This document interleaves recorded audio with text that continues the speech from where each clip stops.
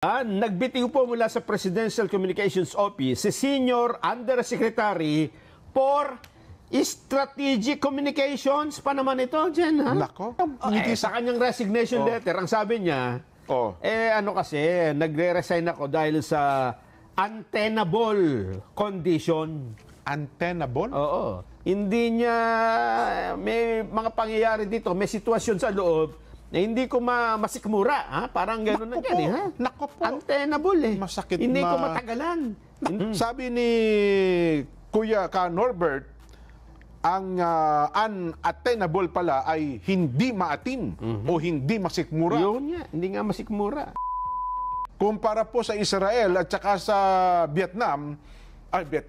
Israel at saka Iran, yung typical, yung literal na gera, Nelson, ha? Pero sa atin, dahil sa gera ng politika, ang dami po nagugutom. Mas malawak ang epekto ng gera ng politika sa atin. Totoo yan. Di ba? Kaya ngayon, Jen, ang sabi nga natin, dapat ang mga ginagawa, lalo na kung ikaw ang Pangulo ng Bansa, ay hindi ka paaway, di ba? Hindi ka palaban. Ha? Sana. Oo. Sana. Huwag kang makikisabay dun sa mga, di ba? Totoo. Dapat kasi gagawin mo ang lahat. Yun yung excellence, ha? Na manalo ka sa labang ito nang hindi ka nakipagbuno. Di ba? Oo. Pero kung mananatiling mga kasama mo ay palaging ang tono ay gustong makipag-away, nako po. Hindi maganda. Sa halip na yung mga taong magpapahupa ng sitwasyon, parang lalo pang, kumbaga sa manok, binubugahan pa ng usok sa umaga. Nakakita ko na sa bungero ganyan. Pero kinukondisyon ko. Pinapausukan, saka hinihimas-himas pa sa umaga yung manok niya. Dahil sa mamaya niya, may labang ka, pare ko. Ang number one dyan na dapat na inaayos ay yung Presidential Communications Office.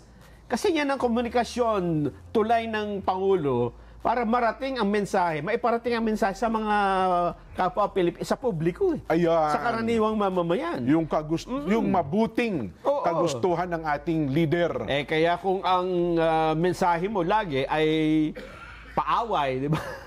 Lagi kang patol ng patol. Hindi yung magandang senyales yan, ha? Nako. Pero mukhang nagkaroon na rin ng mukhang mismo sa kanila sa PCO ay nagkakaproblema sila kung paano iaayos ang communication. Mukhang may internal conflict. Sa loob mismo ng isang tanggapan pa lamang, ang ating pinag-uusapan ay Presidential Communications Office. Yan ho ay hindi aligasyon, hindi rin paratang, ha? Alam mo ba kung bakit? Mismong yung inilagay nilang communication strategist ay hindi po nakatagal sa PCO, Jen. Meron pa naman sanang good news sila dyan.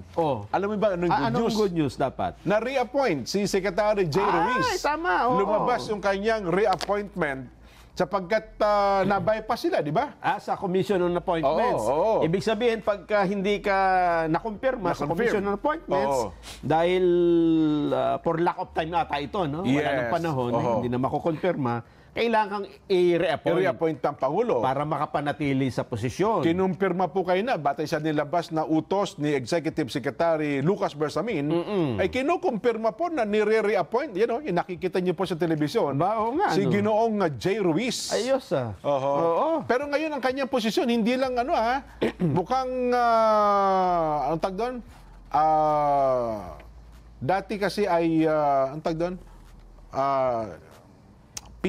Meron silang pero ang tawag sa kanya, acting pa rin, dati kasi pinalagas ang yung Presidential Communications Office, secretary.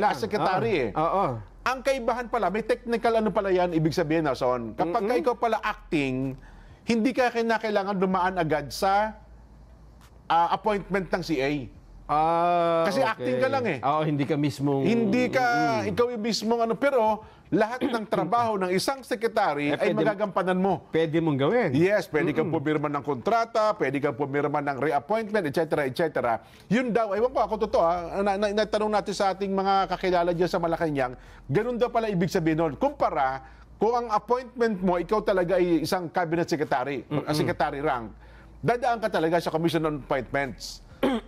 Kaya, ang naging halimbawa, Nelson, ay itong si Kuya Cesar Chavez. Oo. Di ba? Yes. Sa Secretary Cesar Chavez po, ang kanyang appointment ay acting secretary, kaya hindi po siya isinalang sa Commission on Appointments. Hindi siya na-confirm kasi ang kanyang appointment ay acting secretary. Pero anytime, Pwede siyang palitan. At anytime, pwede rin siya mag-resign. Gaya ng ginawa nga ni Ginoong Cesar Chavez. Ayun. Yun. Ay gayon, ito ho pala ang reappointment ni Secretary J. Ruiz. Ito ang acting secretary. Ito po ang problema ngayon ng PCO. Yun na, ito na. Nagbitiw po mula sa Presidential Communications Office si Senior Undersecretary for Strategic Communications pa naman ito, Jen, ha? Nako. Strategy. Paano natin aayusin ang mensahe? Mukhang hindi ho sila nagkasundo kung paanong sistemang gagawin. Ito pong si Miss Ana Puod. Nako. Ang pagkumpirma dito sa balitang ito ay mismong si Palace Press Officer Attorney Claire Castro. Hindi ba yung bahagi ng yung panawagang courtesy? Kasi di ba tapos na sa cabinet secretary? Iba ito. Ito talaga ay nag-resign talaga. Irrevocable resignation ba ito? Kawawa din yung si Ana Puod. Ang ganda pa naman. Di ba naman ang ngiti sa kanyang resignation letter, ang sabi niya, kasi, nagre-resign ako dahil sa untenable condition. Untenable? Oo. Kasi dati siya sa TV4, ha? Siya ang general manager ng PTV4. Siguro nakita niya, walang antena. Digital na ho ngayon, ma'am. Digital. Untenable. Pero alam mo ba na itong June lang ito, in-appoint siya ng strategic communications. So, inalis siya sa PTV4, ginawa siya sa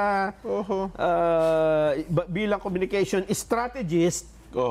Pero sabi niya, hindi, may untenable condition dito, ha? Nako. Hindi niya, may mga pangyayari dito, may sitwasyon sa loob na hindi ko masikmura, ha? Parang gano'n na ganyan, ha? Nako po. Untenable, eh. Masakit hindi ko matagalan. Hindi ko wala kasing hindi ko matiis. Yun talaga tawag, untenable. Hindi naman unattainable. Hindi. Iba unattainable, hindi mo kayang abutin. Itong untenable, yun nga, hindi mo... Walang antena talaga. Walang antena. Hindi mo maabot, hindi mo Pag walang antena, walang signal yan. Wala signal. Walang signal. So, hindi sila magkaroon ng isang frequency. Nako po. Ito pa namang si Ma'am Ana Puod, Nason, isa ito sa mga inabutan na ng mga bago ngayon. Kasi ito, alam ko dati na ito nandyan nakatalaga. At ang problema, lagi daw siya napagbibintangan ng mga kaguluhan dyan sa bahagi ng PCO. Ganun ba? Siya daw ang lagi na pagbubuntunan ng sisi. Aba. Aywan ko, bakit ganun ang nangyayari?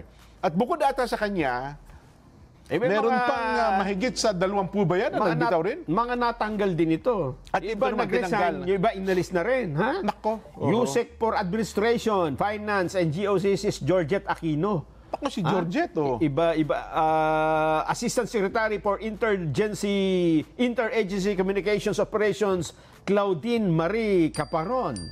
Assistant Secretary for Infrastructure Communications, Ana Dominic Consulta. Nako. Assistant Secretary for Media Accreditation and Relations, Dale De Vera. Pati si Dale na wala na. Dale pala, PCO Directors. Mga director ito ng PCO, ha? Maribel Dario. Cheryl Ann Lizarondo.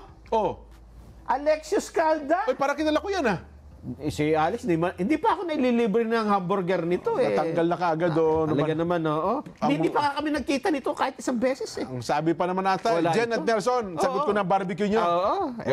Wala pala. Malamang, baka tayo pa maglibre dyan. Next time tayo, Alex, magkita, ha? Luis Morente, Lian Docusin, makilala ko to dyan, mga reporter dito. Nelson De Guzman, Robertson Ramirez. Maayos sa tao naman ang mga ito. Philippine Information Agency Deputy Director General Adolfo Ares Gutierrez. Nako po. Si Adol pala, ha? At Director Florante Solmerin. Si Flor. Kilala ko rin yan, si Flor Solmerin. Talaga naman. Si Waywaya, Makalma. Hindi naman natanggal. Nalipat lang ata si Waya, no? Si Aya. Si Aya. Ang tawag doon, si Waywaya eh. Ang tunay na pangalan eh. Wala, hindi kasama rito sa listahan. Anak ni Kuya Deo yan eh. Napunta ata siya ngayon ng PIA. Sa halip na tinanggal. Eh, hindi ho sila siguro talaga magkasundo kung anong sistemang gagawin natin. Si Ate Eileen ba? Andiyan pa rin? Si Eileen na lang ata ang matibay-tibay dyan eh. O parang tumahimik na rin si Eileen. Ano? Ibang ano na yata, tagagupit na lang yata ng papel eh. Nagpakadalubhasa pa naman yung tao. Yun eh, talaga namang... Ganon. Paano ito ngayon? Problema natin sa komunikasyon. Panawagan natin ito kay Kuya Jay Ruiz, Secretary Jay. At sino ngayon ang mga natira? Secretary Yusek Claire Castro. Oo. Wala naman balak ito na magbitaw. Mananatili ito. Hindi, wala siguro. Wala pang balita, ano ha? Ayun. Siguro sabi nung may gustong sa kanya, kaya siya nandyan, effective ka, bata, ha? Gano'n. O nga, sa halip na ang Pangulo nasisisi ngayon, ikaw ngayon ang pinupuntirya, ang kinakain nyo ng mga kalaban. Nagagampanan mo ang iyong gampanin. Okay lang yan. Oo. Di gano'n talaga. Mahirap talaga maging tagapagsalita ng Pangulo. Tingnan natin kung... Kasi huling bahagi na ito ng termino ng Pangulong Bongbong eh. Last half ito eh, di ba? Pero matakin mo kasi ang communication department mo, ang nagiging problema, yun, ang masakit na katotohanan. Sabi ni Kuya Norbert, ang unattainable pala ay hindi maatim o hindi masikmura. Yun nga, hindi nga masikmura. Ano kaya yun? May posisyon siguro na hindi niya matanggap. Ibig sabihin dito, meron kang stand nakaiba dun sa stand nila eh. At hindi kayo magkasundo, hindi mo ngayon ma-idedepensa yon bilang communication strategies. Hindi mo malaman kung anong gagawin. Iba naman yung sinikmuraan na anya ko eh. Iba yun. Oo. Sinikmura. Nanakit na. Hindi, pero ako naman bilang isang siguro, mga kapatid natin sa profesyon, Nelson, at panawagan din sa Pangulong Bongbong Marcos, at yaman din lamang na reappoint Secretary Jay Ruiz, dyan magkakaalaman tayo, no? Yung ayos at kung talagang kaya ba sa pamumuno, una munang maging maayos yung communication department ng Malacanang. Diba? Simula pa lamang dyan, mukhang yan ang naging problema nila eh. Diba? Pero mo sa loob ng maikling panahon, ilang PCO secretary na nagpalit-palit. Sino ba unang-unang PCO secretary? Di ba si Attorney Trixie na punta nga pala, diba? Secretary Trixie. Tapos bumalit ito si Ma'am Sheloy. Tapos ni Ma'am Sheloy, si Kuya Cesar. Tapos ito ngayon, si Kuya Jay. So sa loob ng 3 taon, 4 na agad ang At ang dami nang nagpalit-palit ng mga tauhan. Kami na kaya ilagay nyo dyan?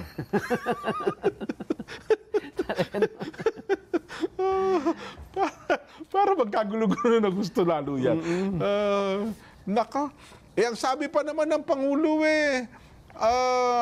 inaayos na niya. Di ba? Under evaluation, performance, tinitingnan ang bawat tanggapan ng nasa sa ilalim po ng Malacanang. Ito'y nasa loob mismo ng palasyo ito eh.